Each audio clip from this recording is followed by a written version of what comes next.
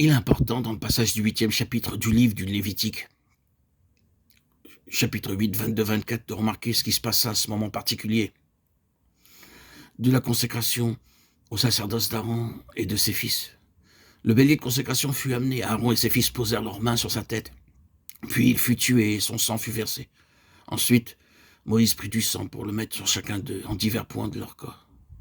Nous avons là deux aspects de la consécration, l'effusion du sang et le côté de la mort, l'aspersion du sang, le côté de la vie. Le sang versé représente la vie sacrifiée, livrée, abandonnée ou enlevée. L'aspersion est l'acte par lequel le ministère devient actif et énergique, en puissance de vie. Lorsque vous avez reconnu cela, vous comprenez ce qu'est la consécration, et aussi quelle est la signification de l'imposition des mains. L'acte d'identification avec une vie donnée, une vie sacrifiée, une vie abandonnée, une vie livrée à la mort. Dans l'acte de l'aspersion est représentée une nouvelle position, où désormais la vie personnelle n'a plus de place, mais où tout est de Dieu vivant, ému par Dieu, et pour Dieu seul. Voilà ce qu'est la consécration. Le 18e chapitre de l'évangile de Jean nous est connu familièrement comme la prière sacerdotale du Seigneur Jésus. Nous le voyons là, en effet, s'avançant vers l'autel, dans un acte par lequel il se consacre lui-même pour ses fils, ce qu'il cherche à amener à la gloire, afin qu'ils contemplent sa gloire et que la gloire qu'il avait soit à eux. Nous avons ici, sans aucun doute, ce qui est représenté par Aaron et ses fils. Le souverain sacrificateur se consacre lui-même, dit-il, afin qu'eux aussi soient consacrés. Le reste de sa prière est un commentaire merveilleux de la signification intime de ce passage de Lévitique 8, dans le peu d'espace dont nous disposons. Nous chercherons à la comprendre plus clairement. L'homme tout entier est entré dans le domaine de la consécration sous ces deux aspects, le côté de la mort et le côté de la vie livrée et la vie retrouvée, la vie abandonnée, la vie rendue.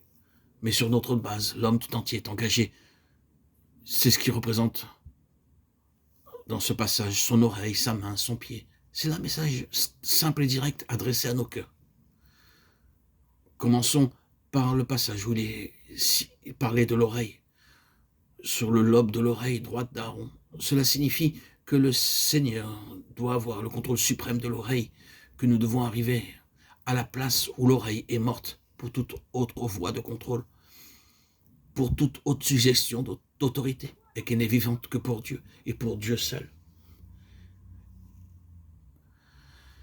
Il est tout à fait évident, en un certain sens, la faculté gouvernante dans toute vie est l'oreille, non pas nécessairement l'organe extérieur, mais ce par quoi nous écoutons les suggestions, ce à quoi nous prêtons l'oreille.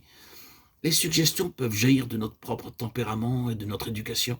Les éléments qui nous inspirent dans notre vie peuvent être nos penchants naturels, les tendances et les répugnances de notre constitution, des ambitions, des inclinations, des intérêts profondément enracinés, qui ne sont ni cultivés ni acquis, mais qui sont simplement en nous, parce que nous sommes ainsi faits. Écouter ces mouvements-là, c'est avoir nos vies gouvernées par nos propres intérêts. Ou bien ce peuvent être d'autres choses. Les suggestions, les désirs, les ambitions des autres pour nous, l'appel du monde, l'appel des affections humaines, de la considération pour ce que les autres aiment. Combien de choses peuvent venir à nous avec l'activité d'une voix, dont nous deviendrons les esclaves et les serviteurs si nous les écoutons, et qui gouverneront ainsi notre oreille, et avec elle, notre vie. Cette vérité frappante de Lévitique 8 nous dit de manière définitive et emphatique, avouez à moi que cette mort, cette immolation, est l'immolation de notre oreille et de notre oui à l'égard de toutes ces voix, et que cette aspersion signifie que nous n'avons désormais d'oreille que pour le Seigneur, que c'est lui qui doit être la voix qui contrôle notre vie.